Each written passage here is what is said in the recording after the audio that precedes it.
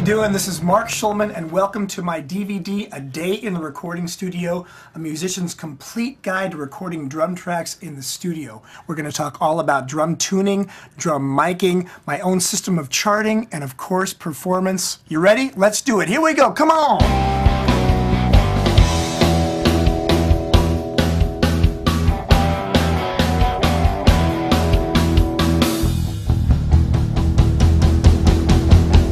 Welcome to West Triad Studios. This is my studio with my partners Eric and Julian. We're in Venice, California. We're 3 blocks from the beach. Just about every studio drummer in Los Angeles has his own studio or her own studio. And when I say studio, it can be a bedroom, it can be a basement, it can be a garage. The idea behind this DVD is I'm going to show you how you can do drums in any facility and get an amazing sound.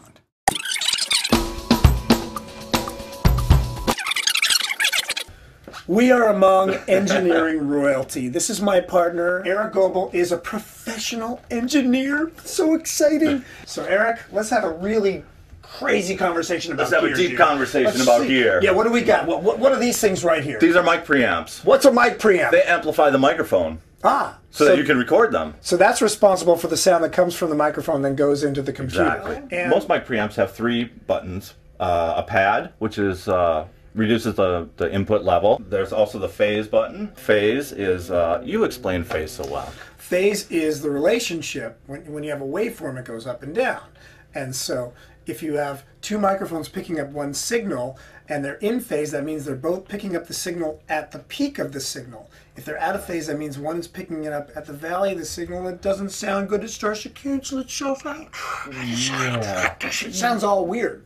The sound card is what interfaces with the computer. It tells the computer and the software what is being recorded in a digital way. And I think that's all the technical talk I can take. Mark Bennett is one of my best friends, and he's been my tech for about 3 years now, out with Pink and in the studio, and he's made these drums sound so incredible. He said, I'm going to talk to you and show you guys how to get a good sound for your recording session. And live, because it's really the same thing when you're doing drums for recording or live. It's the same principles you will use. Consistent tone between all the tension rods. That's what you're looking for when you're tuning the drum. Just take your finger, your thumb, whatever, push it down in the center of the head, and you'll get wrinkles like this all the way around the drum head. You're going to work in that star pattern and very slowly start to take the wrinkles out. This is where the fine tuning comes in. Very gently put a finger at the dead center of the drum head, very softly touch it, and then... Essentially, a single ply head, a thinner head, you can tune a little bit higher. It has a longer decay time of resonance. It sounds like goong. A thicker head's a little easier to control, particularly in the studio. It's more like goong, it's shorter. Now that we got all the tension rods on, finger tightened, we're going to start the same process that we did with the bottom head. Sounds good, man.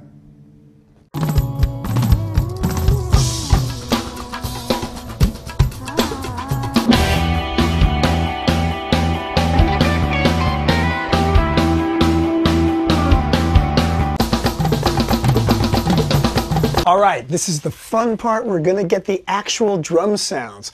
I've got the kick drum 1, kick drum 2, snare drum, hi-hat, tom, tom, tom, overhead, overhead, and room mics. Just the first kick drum mic, because I want to listen to the sound of that mic alone. Now this has no equalization. This is just the sound. Based on the placement, based on the sound, I like it. All right, dude, let me hear the snare drum.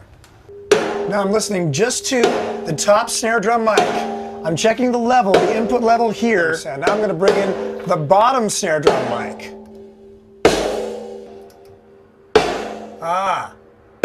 Sounds a lot better. It's got more bottom end, so it needs to be out of phase. So that's where the phase switch comes in.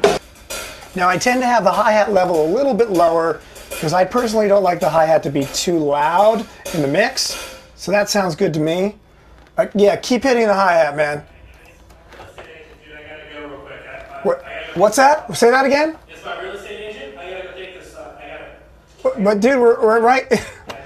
Dude, we're right in the middle of getting drums on myself. So I have had anybody from my brother to my friend to my neighbor to my wife getting drum sounds for me. You just have to have somebody hit the drums so you can get the levels. Then you can tweak the levels a little bit more when you actually play them.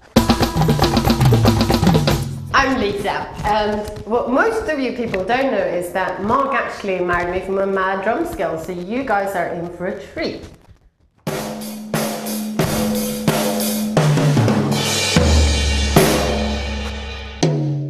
Okay, so we're listening and checking the level of the tom. So I'm gonna go move that floor tom mic now. Hang on a second, I'm gonna come in there and move that floor tom mic. Okay, I'm just gonna raise this a little bit. Yeah, that's better. That has more tone. The level looks good. Now, I want you to play that funky groove of yours so I can check the room mics. You rock. Thank you, honey.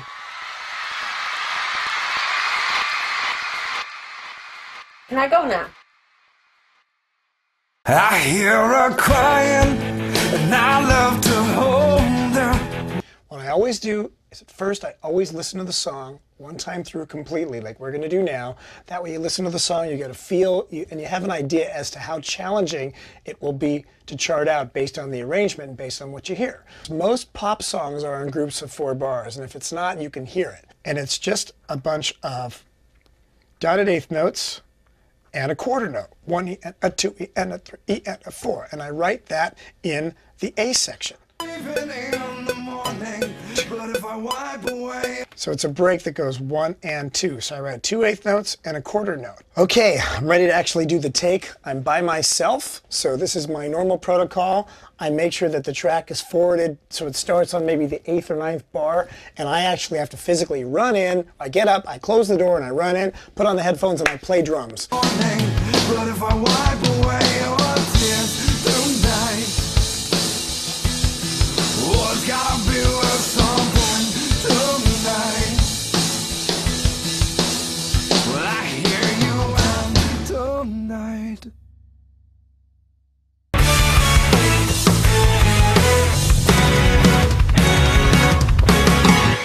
I want to talk just a bit about playing techniques, and these playing techniques actually apply to live as much as the studio. Now, one secret that I learned is you actually play above the center of the drum, but you need to do that with the rim shot. Now, playing in the center of the drum with a rim shot gives a nice fat tone. Playing above the center gives it even more body.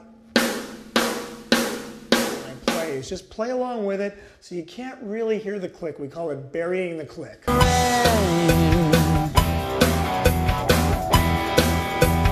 Now I'm going to demonstrate playing behind the click. Interesting thing happens. It actually gives the perception that the tempo is slowing down when you pull a little bit back, and it gives it more of a relaxed feeling. Pay attention.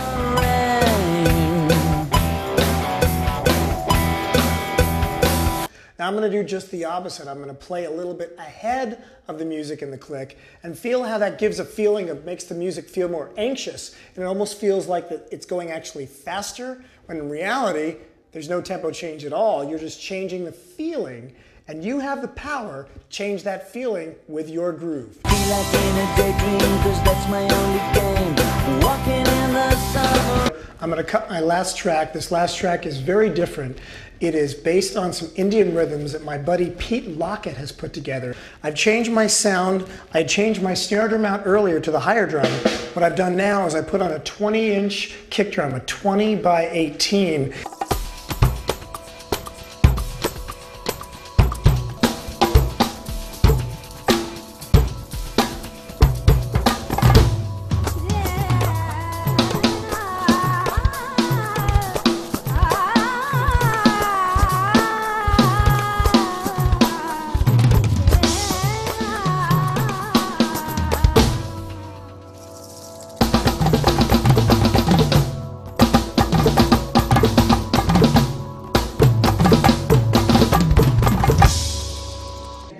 Thank you so much for watching this DVD. It's been an amazing and a very long and gratifying day in the recording studio. Peace.